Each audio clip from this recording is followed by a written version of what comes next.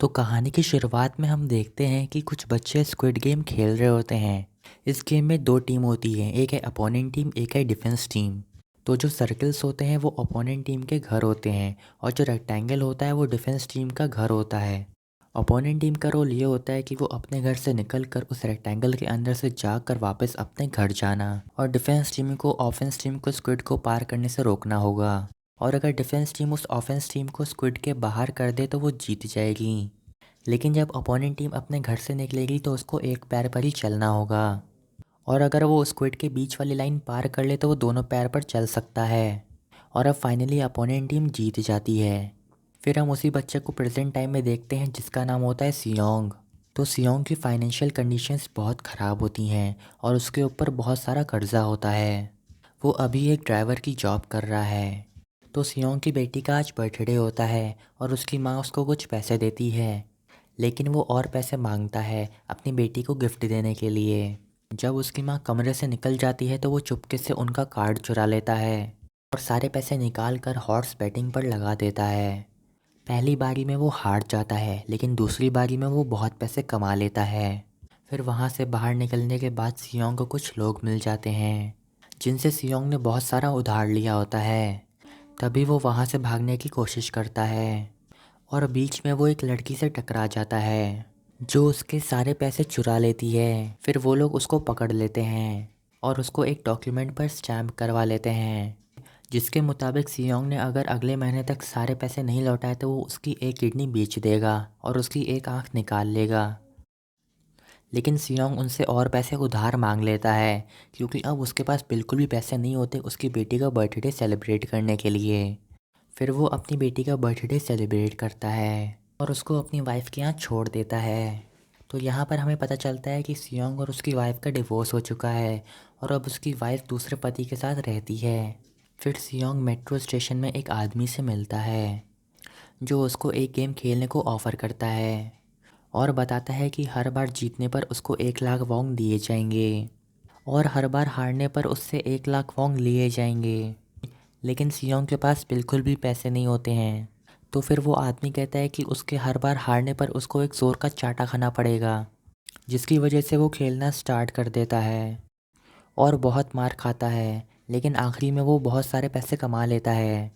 फिर वो आदमी सियोंग को सजेस्ट करता है कि अगर वो कुछ दिन ऐसे ही गेम खेलेगा तो वो एक दिन बहुत सारे पैसे कमा लेगा। लेकिन सियोंग उसकी बात नहीं सुनता है। फिर वो आदमी सियोंग को उसकी सारी हिस्ट्री के बारे में बता देता है कि कौन कौन सी जगह पर उसका कितना कितना उधार है।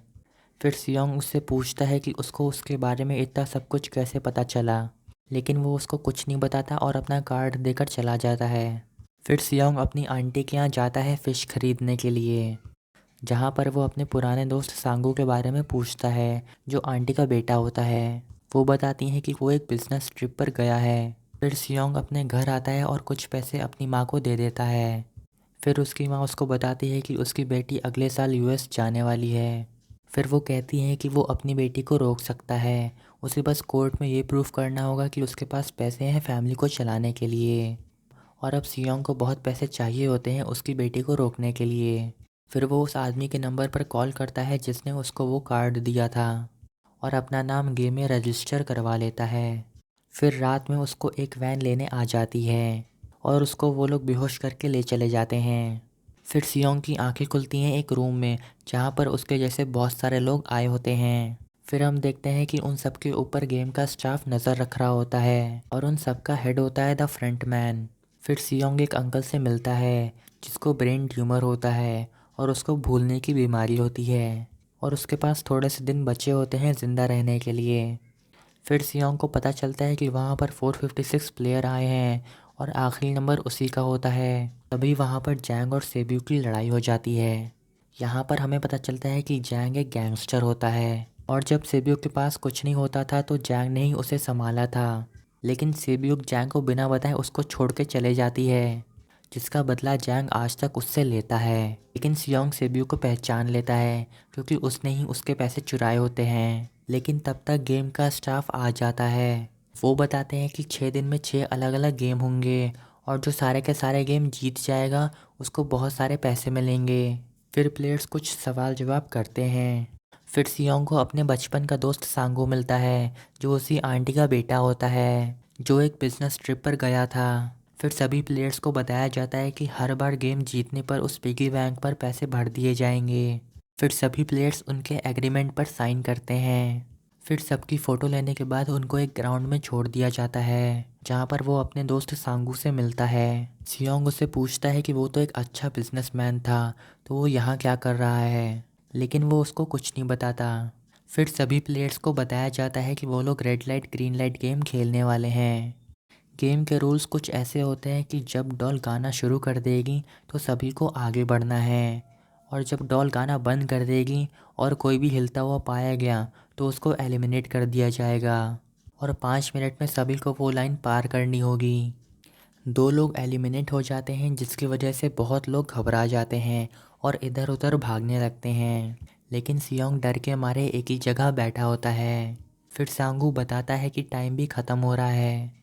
फिर सियोंग गेम खेलना स्टार्ट कर देता है, लेकिन आखिरी में वो एलिमिनेट होने ही वाला होता है, तभी उसको अली बचा लेता है, और फाइनली वो लोग लाइन को पार कर लेते हैं। तभी ऊपर से वो ग्राउंड कवर हो रहा होता है। फिर हम देखते हैं कि सभी लोग एक आइलैंड में होते हैं। फिर हमारा सीन शिफ्ट होता है और हम देखते हैं कि वहाँ का स्टाफ एलिमिनेटेड प्लेयर्स की डेड बॉडीज़ को चैम्बर में डाल रहा होता है। दूसरी तरफ प्लेयर्स बहुत डरे हुए होते हैं। फिर सियोंग अली और सांगू को थैंक्स बोलता है उसकी जान पहले गेम में बचाने के लिए। फिर वहाँ का स्टाफ आ जाता है और उस गेम का रिज़ल्ट बताता है, जो होता है कि 456 प्लेयर्स में से 201 प्लेयर्स पहला गेम पार कर लेते हैं। तभी सारे प्लेयर्स गेम क्विट करने को कहते हैं, लेकिन स्टाफ उनको बताता है कि एग्रीमेंट के पहले और दूसरे क्लॉज के मुताबिक कोई भी प्लेयर गेम नहीं छोड़ सकता, और जो प्लेयर गेम छोड़ेगा उसको एलिमिनेट कर दिया जाएगा। फिर सांगू बताता है कि एग्रीमेंट के तीसरे क्लॉज के मुताबिक अगर मेजॉरिटी प्लेयर गेम को नहीं खेलना चाहते तो गेम को क्विट कर दिया जाएगा, जिसकी वजह से स्टाफ वोटिंग करने को मान जाता है। फिर वो लोग प्लेयर्स को थोड़ा सा लालच देने की कोशिश करते हैं और इनाम की रकम बता देते हैं, जो कि 25.5 बिलियन वोंग होती है। फिर स्टाफ बताता है कि अगर वो लोग गेम को बीच में ही छोड़ देंगे तो उनको इनाम की रकम में से कुछ भी नहीं मिलेगा, और बचा हुआ पैसा एलिमिनेटेड प्लेयर्स की फैमिलीज़ को बांट दिया जाएगा। फिर वोटिंग होती है और गेम को ना खेलने वाली मेजॉरिटी जीत जाती है। फिर सभी लोगों को रास्ते पर छोड़ दिया जाता है। अगले दिन सियोंग पुलिस स्टेशन जाता है उस गेम के बारे में बताने के लिए, लेकिन कोई भी सबूत ना होने के कारण वो लोग सियोंग के ऊपर भरोसा नहीं करते। फिर वो उस गेम का कार्ड देता है, लेकिन जब वो पुलिस वाला उस नंबर पर कॉल करता है तो उस नंबर पर कोई और निकलता है। फिर वो लोग सियोंग को बाहर निकाल देते हैं। फिर सियोंग अपने दोस्त सांगू से मिलता है। वो बताता है कि उसके ऊपर बहुत सारा कर्जा है। फिर सियोंग को हॉस्पिटल से कॉल आता है। फिर उसको पता चलता है कि उसकी माँ को एलर्जी हो गई है और उनको ठीक कराने के लिए बहुत सारे पैसे चाहिए होते हैं।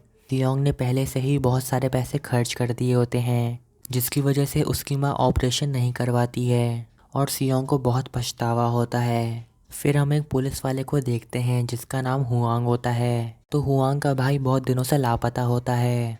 वो अपने भाई के रूम में जाता है, जहां वो वही कार्ड देखता है जो सियोंग ने पुलिस स्टेशन में दिया था। फिर हम सेबियो को देखते हैं, जो अपने भाई से मिलने उसके हॉस्टल आई होती है। वो अपने भाई से वादा करती है कि वो अपनी माँ को नॉर्थ कोरिया से वापस लाएगी। फिर वो एक एजेंट के पास जाती है जो लोगों को बॉर्डर पार करवाता है। वो बताता है कि उसकी माँ को बॉर्डर पार कराने के लिए 40 मिलियन वोंग से ज़्यादा लगेंगे। दूसरी तरफ हम अली को देखते हैं, जो अपने बॉस के पास आता है सैलरी मांगने के लिए, लेकिन उसका बॉस झूठ बोलता है कि उसके पास पैसे नहीं हैं। फिर उन दोनों के बीच लड़ाई हो जाती है और उसके बॉस का हाथ एक मशीन में चला जाता है। फिर वो वहीं पैसे लेकर भाग जाता है और वो पैसे अपनी पत्नी को दे देता है और कहता है कि वो फ़्लाइट पकड़ के घर वापस चली जाए और काम ख़त्म होने के बाद वो घर वापस आएगा। फिर हम सांगू को देखते हैं, जो डिप्रेशन में चला गया होता है। फिर सांगू के दरवाजे पर कोई नॉक करता है और वहाँ पर उस गेम का कार्ड देकर चला जाता है। फिर हम सियोंग को देखते हैं, जो अपने दोस्त से अपनी माँ के इलाज के लिए पैसे मांगता है, लेकिन वो पैसे देने से मना कर देता है। फिर हम जैंग को देखते हैं, जो अपने असिस्टेंट के साथ प्लान बनाता है उस इनाम के सारे पैसे लूटने का, लेकिन उसका असिस्टेंट उसको धोखा देकर दूसरी गैंग को सौंप देता है। फिर जैंग अपने असिस्टेंट को मारकर वहाँ से निकल जाता है। फिर सीन शिफ्ट होता है और हम देखते हैं सियोंग वहीं अंकल से मिलता है जो गेम में थे। वो अंकल बताते हैं कि उन्होंने गेम में वापस जाने का डिसीजन लिया है। फिर सियोंग अपनी वाइफ के पास जाता है पैसे मांगने के लिए, लेकिन उसके पास पैसे नहीं होते हैं। फिर उसका नया पति सियोंग को पैसे देता है, लेकिन वो ये डील रखता है कि वो ज़िंदगी में कभी भी उसकी बेटी से नहीं मिलेगा, जिसकी वजह से सियोंग पैसे लेने से मना कर देता है। जब वो घर आता है तो वो हुआंग से मिलता है, जो पुलिस वाला होता है जिसका भाई खो गया होता है। वो उससे गेम के बारे में पूछता है, क्योंकि उसे लग रहा होता है कि जिस गेम में सियोंग गया था, क्या पता उसका भाई भी वहाँ गया हो। लेकिन सियोंग उसकी हेल्प करने से मना कर देता है। फिर हम देखते हैं कि सभी लोग गेम में वापस जाने का डिसीजन लेते हैं, क्योंकि गेम को छोड़ने के बाद सभी की लाइफ वापस से नर्क बन जाती है। फिर सियोंग भी वापस जाने का डिसीजन लेता है। फिर तभी हुआंग सियोंग की वैन का पीछा करता है। फिर हुआंग देखता है कि बहुत सारी वैन शिप में लोड हो रही हैं। उनमें से एक वैन की मदद से वो शिप में आ जाता है और फिर एक स्टाफ को मारकर वो उसकी कॉस्ट्यूम पहन लेता है। फिर सीन शिफ्ट होता है और हम देखते हैं सांगू अपने पुराने दोस्तों से मिलता है और खुद की टीम बनाने का डिसाइड करता है, जिसमें सांगू, अली और अंकल होंगे। दूसरी तरफ जैंग सेब्यू को अपनी टीम में आने का ऑफ़र देता है, लेकिन वो आने से मना कर देती है। फिर सभी लोगों को खाना दिया जाता है और फिर स्टाफ भी सोने चले जाता है। तभी रात में सेब्यू टॉयलेट जाकर वेंटिलेटर में चले जाती है। वहाँ पर वो देखती है कि वो चीनी से कुछ बना रहे हैं और नीचे से वो लड़की स्टाफ को संभालती है। जब वो दोनों सोने जा रहे होते हैं तो सांगू उनकी बातें सुन लेता है। फिर सुबह नाश्ता होता है और एक आदमी जो एक डॉक्टर होता है, उसको खाने में एक चिट मिलती है जिसमें अगले गेम का नाम होता है। फिर सांगू सेब्यूक से पूछता है कि उसने उस रात क्या देखा, जिससे वो थोड़ा सा आइडिया लगा लेता है कि अगला गेम क्या होने वाला है। लेकिन वो पूरी तरह से कंफर्म नहीं होता, जिसकी वजह से वो अपने दोस्तों को कुछ नहीं बताता है। फिर सभी प्लेयर्स को कहा जाता है कि उनको जो सा शेप अच्छा लगे वो उसके सामने खड़े हो जाएं। फिर उन सभी को उन शेप जैसी बिस्किट दी जाती हैं और उनको बताया जाता है कि वो लोग शुगर हनी को खेलने वाले हैं, जिसमें 10 मिनट के अंदर उस बिस्किट में से वो शेप बाहर निकालने होंगे। गेम स्टार्ट होता है और जिसका जिसका शेप टूट जाता है उसको एलिमिनेट कर दिया जाता है और उस लड़की के पास एक लाइटर होता है जिससे वो आसानी से वो शेप निकाल लेती है। फिर वो लाइटर जैंग को दे देती है। धीरे धीरे सियोंग के दोस्त जीतने लगते हैं। फिर आखिरी में सियोंग भी गेम जीत जाता है, लेकिन एक प्लेयर वहाँ के स्टाफ पर गन तान देता है, लेकिन वो उम्र में बहुत छोटा होता है तो वो खुद को ही मार लेता है। फिर द फ्रंटमैन आकर उस स्टाफ को मार देता है, क्योंकि उसने अपना चेहरा दिखा दिया होता है। गेम के बाद सभी को खाना दिया जाता है, लेकिन जैंग की टीम 2 बार खाना खा लेती है, जिसकी वजह से कुछ प्लेयर्स को खाना नहीं मिल पाता। फिर उस प्लेयर और जैंग के बीच में लड़ाई हो जाती है, जिसकी वजह से वो प्लेयर मारा जाता है। लेकिन वहाँ का स्टाफ जैंग को कुछ नहीं बोलता और उसको एलिमिनेट कर देता है, जिसकी वजह से सभी प्लेयर्स प्लान बनाते हैं कि अगर वो दूसरे लोगों को मार दें तो कंपटीशन ख़त्म हो सकता है और जब प्लेयर्स कम होंगे तो इनाम की रकम बढ़ जाएगी। सियोंग की टीम प्लान बनाती है कि वो अपने लोगों को बचाएंगे। दूसरी तरफ हम डॉक्टर को देखते हैं जिसको खाने में एक चिट मिलती है जिसमें अगले गेम का नाम लिखा होता है। दरअसल वो डॉक्टर डेड बॉडीज़ में से बॉडी पार्ट्स निकालने का काम करता है, जिसके बदले में उसको गेम के बारे में बता दिया जाता है।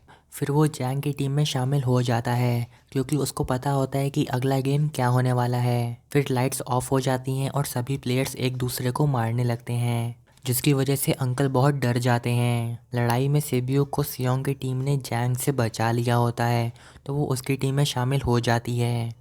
फिर तीसरा गेम होता है जिसका नाम होता है टग ऑफ वॉर, जिसमें सियोंग की टीम बहुत कमज़ोर होती है, लेकिन अंकल की टेक्निक्स की वजह से वो लोग जीत जाते हैं और जो हार जाते हैं वो लोग पुल में से गिर जाते हैं। फिर हम हुआंग को देखते हैं जो एक स्टाफ के साथ उस डॉक्टर के पास आता है। यहाँ पर हमें पता चलता है कि हुआंग ने जिस स्टाफ को मारकर उसका कॉस्ट्यूम लिया था, वो स्टाफ इनके बॉडी पार्ट्स को डिलीवर करता था। फिर हुआंग अपने पार्टनर के साथ वो बॉडी पार्ट्स लेकर चला जाता है। फिर डॉक्टर अगले गेम के बारे में पूछता है, लेकिन स्टाफ को अगले गेम के बारे में कुछ भी नहीं पता होता, जिसकी वजह से वो डॉक्टर उन पर हमला कर देता है। क्योंकि अगर वो बिना गेम जाने वापस जाएगा तो जैंग उसको मार देगा। फिर उन लोगों के बीच में लड़ाई हो जाती है जिसमें एक स्टाफ मारा जाता है। फिर वो डॉक्टर वहाँ से भाग जाता है। दूसरी तरफ हुआंग का पार्टनर उस पर शक करता है क्योंकि वो कुछ ज़्यादा ही सवाल जवाब कर रहा होता है। फिर हुआंग उस पर गन पॉइंट कर देता है और अपने भाई के बारे में पूछता है जिसकी एक किडनी होती है, क्योंकि उसे लग रहा होता है कि उन लोगों ने उसके भाई को ऐसे ही मारा होगा। फिर वो बताता है कि आखिरी में उन लोगों ने जिसके बॉडी पार्ट्स बेचे थे, जिसकी एक किडनी थी, वो एक लड़की थी। वो बताता है कि सभी प्लेयर्स की इन्फॉर्मेशन उसको द फ्रंट मैन के रूम में मिल जाएगी और फिर हुआंग उसको मार देता है।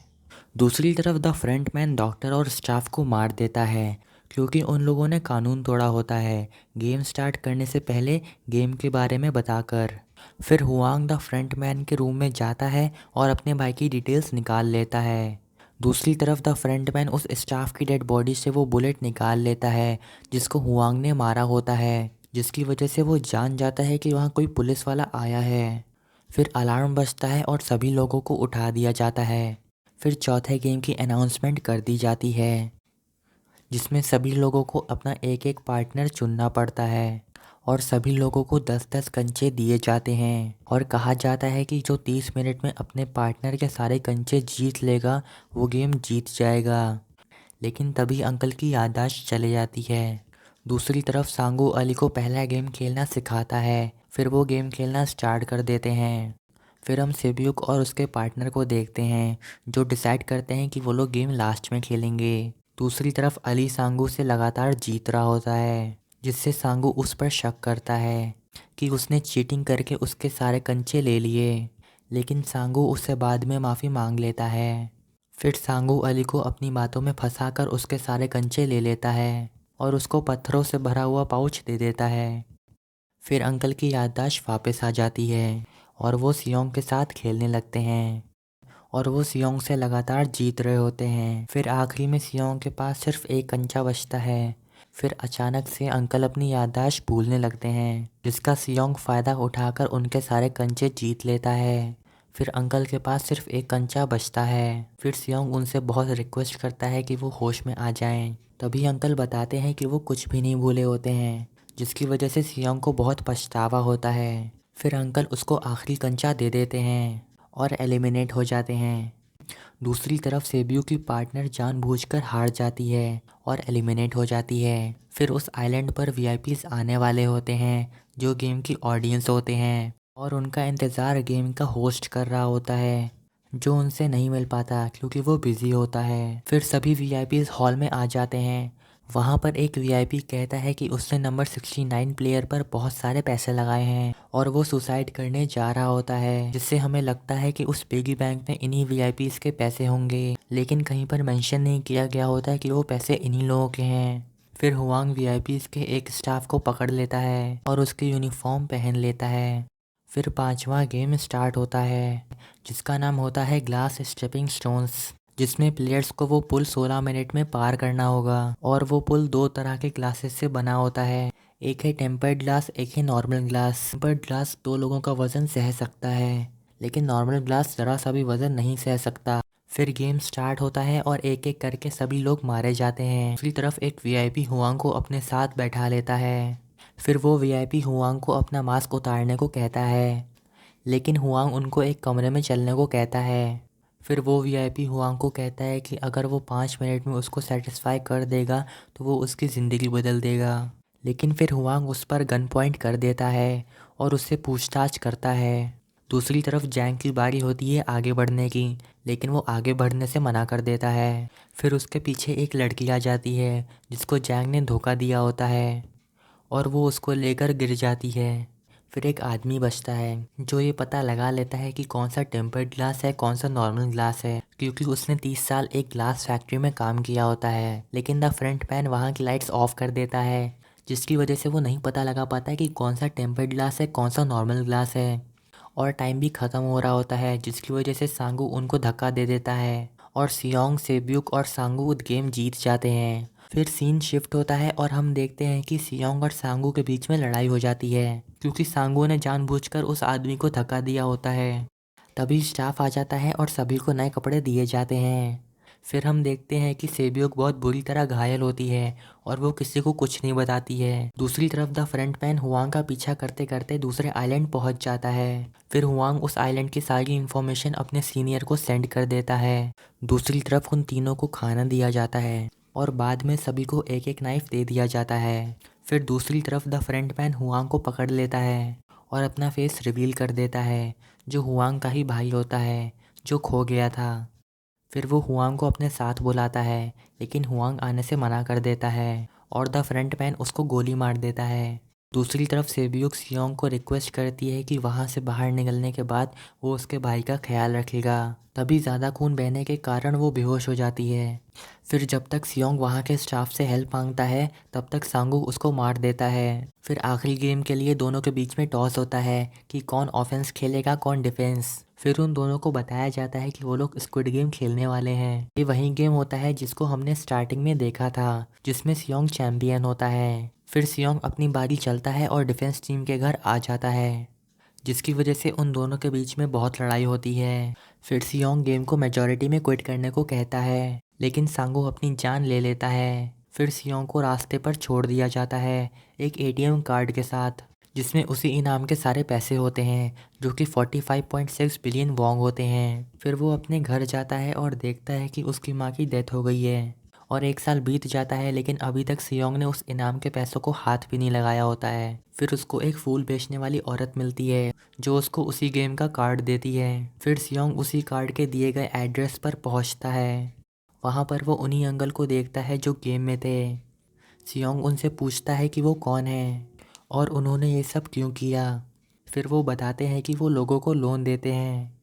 फिर वो बताते हैं कि ज़िंदगी में बहुत सारा पैसा होने के कारण उनको ज़िंदगी में मज़ा नहीं आ रहा था, जिसकी वजह से उन्होंने ये सब गेम बनाए। फिर वो ब्रेन ट्यूमर की वजह से मर जाते हैं। अगले दिन सियोंग अपने बाल कलर करवाता है और सेब्यूक के भाई से मिलने जाता है। फिर वो उसको सांगू की माँ के पास छोड़ देता है और उनको पैसों से भरा बैग दे देता है। फिर जब वो अपनी बेटी से यूएस मिलने जा रहा होता है तभी वो उसी आदमी को देखता है जिसने उसको गेम का कार्ड दिया था। तो वो उसके पास भागते हुए जाता है, लेकिन वो उसको नहीं पकड़ पाता है। फिर वो दूसरे आदमी से वो कार्ड ले लेता है जो उसके साथ खेल रहा था। फिर वो उसी कार्ड के नंबर पर कॉल करता है और पूछता है कि वो लोग कौन हैं। दूसरी तरफ से वो आदमी कहता है कि अगर ज़िंदा रहना है तो प्लेन में चढ़ जाए। फिर सियोंग प्लेन में नहीं चढ़ता है, जो हमें इंडिकेट कर देता है कि इसके सीज़न 2 में क्या होने वाला है।